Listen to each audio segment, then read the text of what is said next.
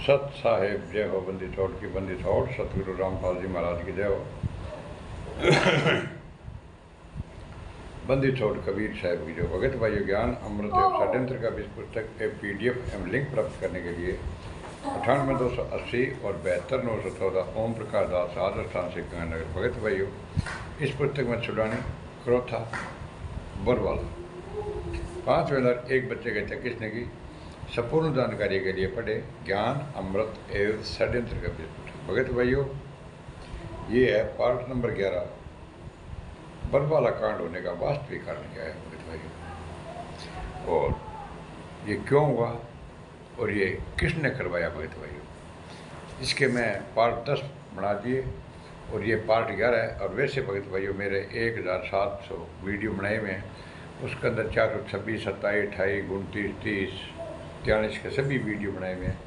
आप मेरा चैनल है ओम प्रकाश दास बॉम्परा गंगर के नाम से, तो आप गूगल से सर्च करो और आपको पूरी सच्चाई मिल जाएगी भगत भाइयों।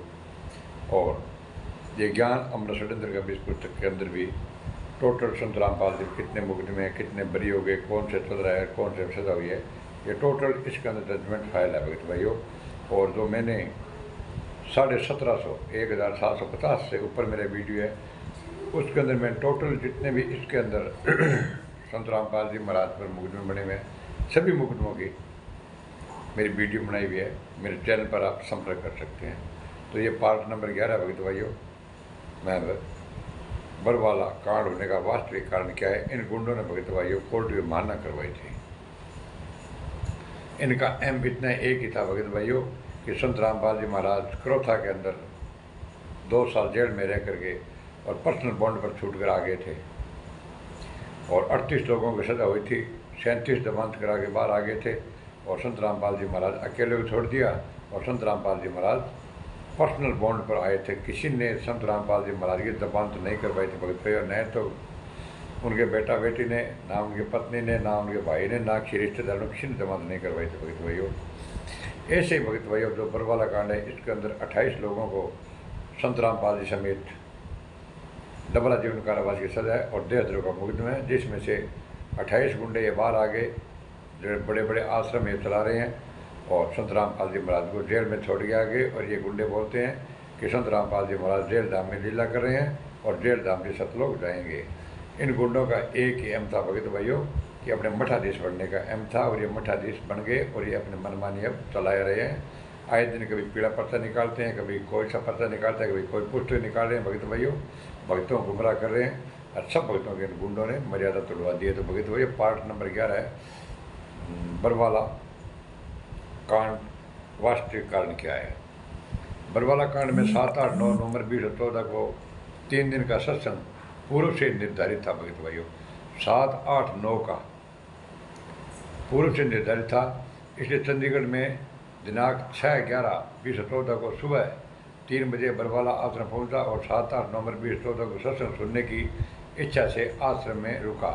चूँकि 9 नवंबर 20 और 14 घर वापसी के लिए मैंने रेलवे टिकट निकाल रखा था, मगर न तो 7 व 8 को गुरुजी का सत्संग हुआ और न गुरुजी ने किसी को आशीर्वाद दिया और ना ही दर्शन दिए।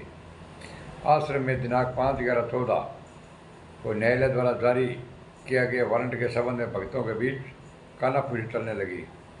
भगत भाइयों 5, 11, 14 में संत रामपाल जी महाराज ने कोर्ट के अंदर पेशीबा मतलब अंदर बात चलने लगी। मतलब 4 तारीख का लोगों ने बुला लिया, ठीक है नहीं भाई बैठे, मतलब 5 तारीख की पेशी है। 8, 7, 8, 9 के सत्संगी, कोई सत्संग कोई नहीं हुई भगत भाइयों, सब मतलब गुंडा सारो काम खराब कर दिए। संत रामपाल जी देख करके रोड दिए भगत भाइयों, कानाफूसी चलने लगी। आश्रम के अंदर काले कमांडो भक्तों को अपने कंट्रोल में नियंत्रण रख रहे थे और गुरुजी के मौजूद शिष्यों ने छोटी गाड़ी में गुरुजी को आश्रम से अपने नियंत्रण में रख कर कहीं ले गए। हम सभी भक्तों को काले कमांडो को नियंत्रण रखे रहे। करीब 2-3 घंटों में गुरुजी को पुनः वापस आश्रम में लाए, मगर गुरुजी ने न तो सत्संग किया और न ही आशीर्वाद दिया भगत भाइयों। अब 5 तारीख में भगत भाइयों पकड़ गए संत रामपाल जी महाराज ने, इन्हें मैंने घुमा के हाईजैक कर लियो। कोई सत्संग 7-8 नागो उन्होंने कौन कर दिए भगत भाइयों।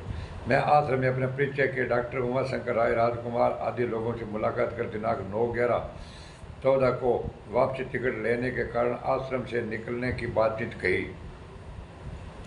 डॉक्टर उमाशंकर जी ने मुझसे बोला कि किसी को आश्रम से बाहर जाने या घर जाने का आदेश गुरुजी का नहीं है। तो गुरुजी का आदेश तो रुकने का भी नहीं था भगत भाइयों, न गुरुजी ने किसी को बुलाया था, ये गुंडों ने बुलाया था।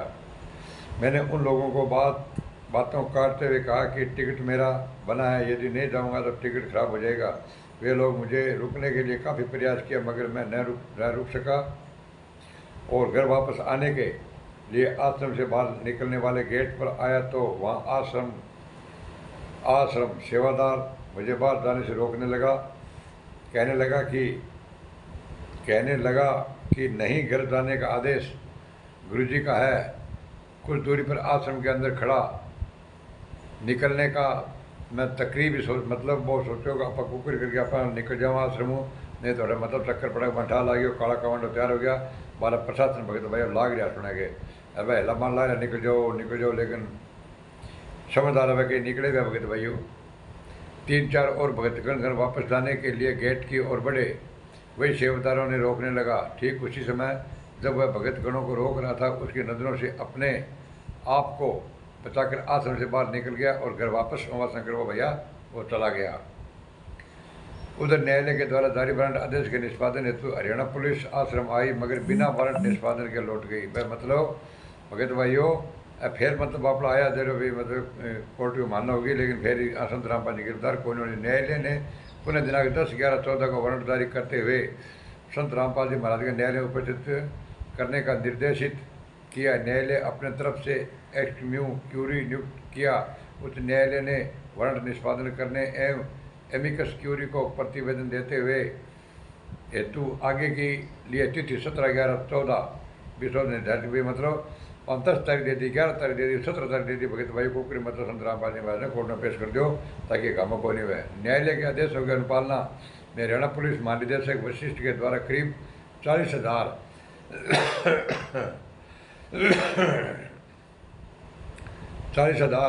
पुलिस पदाधिकारियों एवं कांस्टेबलों के साथ बरवाला आश्रम के चारों तरफ से घेर लिया और वारंट को निष्पादन करने का प्रयास 11-12 नवंबर 2014 को पुनः प्रारंभ किया। इधर राष्ट्रीय समाज सेवा समिति मैनेजमेंट का काम देखा करते थे। संत रामपाल जी महाराज हाईजैक बंधक बना रखा था तथा अपने काले कमांडो के शौक से आश्रम के चारों तरफ तैनात पूरे आश्रम को अंदर जद व नियंत्रण में ले लिया था। मतलब चारों तरफ काला कपड़ा गुंडा लगा दिया भगत भाइयों। आश्रम के अंदर प्रचंड ड्रामा आरएस मैनेजमेंट निर्देश से चलता रहा। इस ड्रामा का हकीकत बयां शख्सिपुत्र में करूँगा। भगत भाइयों को पार्ट नंबर में आगे बताऊँगा इन गुंडों ने क्या क्या काम किया। तो भगत भाइयों इन गुंडों ने चारों तरफ से आश्रम को घेर लिया और ईंट भाटा पत्थर प्रशासन पर ये भगत भाइयों फेंकने लगे और 5,001 बच्चे की हत्या करके और संत रामपाल जी महाराज को इन गुंडों ने गिरफ्तार करवा दिया और संत रामपाल जी का बयान दे दिया और देशद्रोह का मुकदमा चल रहा है, जिसमें फांसी का प्रावधान है। भगत भाइयों समारे देता को और ज्ञान अमर सुंदर का बीच पुस्तक आप एक बार अवश्य पढ़े और इस चैनल को लाइक कमेंट शेयर और सब्सक्राइब करना नहीं बोलो साहब।